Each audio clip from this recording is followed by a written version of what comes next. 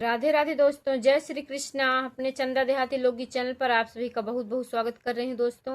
और हम लोग चल रहे हैं बहुत ही मनमोहक आप लोगन के विवाह गीत सुनावे। तो आप लोग को जैसन भी लागी तो लाइक शेयर सब्सक्राइब जरूर करी हैं और अपन प्यार दुलार आशीर्वाद दे एक ना भूलई हैं। तो चलिए सुनी। राम लखन भैया खेल फूल गेंदवा गेंदवा गिरई फूलवा रे जी। राम लखन भैया खेल फूल गेंदवा गेंदवा गिरई फूलवा रे जी। गेंदवा मांगन गए सीता फूलवरिया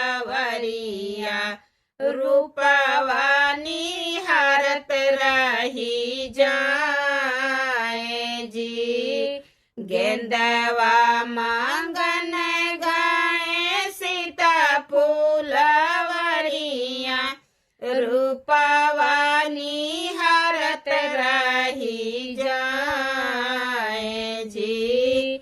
किया तू ही सीता हो सचवा के ढारल, किया तू है गढ़ेला सोना रे जी।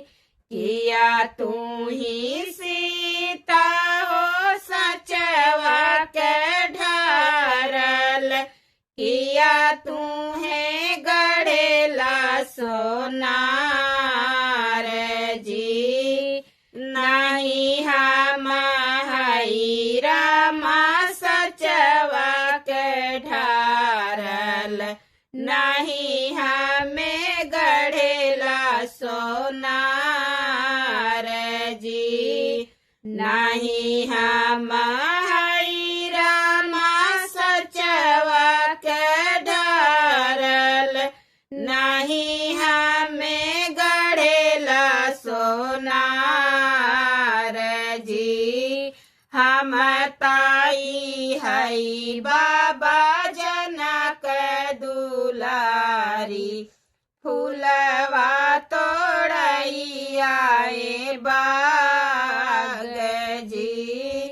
हम ताई हई बाबा जनक दुलारी, फूलवा तोड़ई आए बाग जी।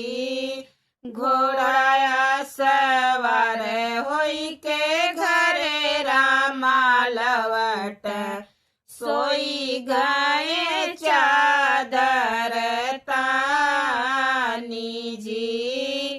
घोड़ा सवार होई के घरे रामा लवट, सोई गए चादरी तानी जी।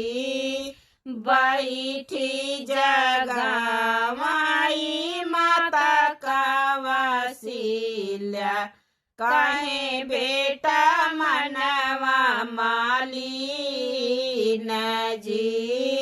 बैठी जगमाई माता कावसिल्या, काहे बेटा मनवा मालिन जी। एतनी बचनी जब सुन रघुनंदन, मनवा में गए संकुचाई जी। एतनी बचनी जब सुन रघुनंदन, मनवा में गए संकुचाई जी। लाज के बतिया हम कैसे बताई, कैसे कही दिलवा के बात जी। लाज के बतिया हम कैसे बताई, कैसे कही दिलवा के बाती जी। गेंदवा खेलन गाए जनक फूलवरिया, मिली गाए जनक दुलारी जी। गेंदवा खेलन गाए जनक फूलवरिया, मिली गाए जनक दुलारी जी। सीता के रूप मैया कहलो ना जाला, लागे चंद्रमा के ज्योति जी। सीता के रूप मैया कहलो ना जाला, लागा चंद्रमा के ज्योति जी। हमारे हृदय बसी जनक दुलारी, हम रचब सीता से बिया है जी।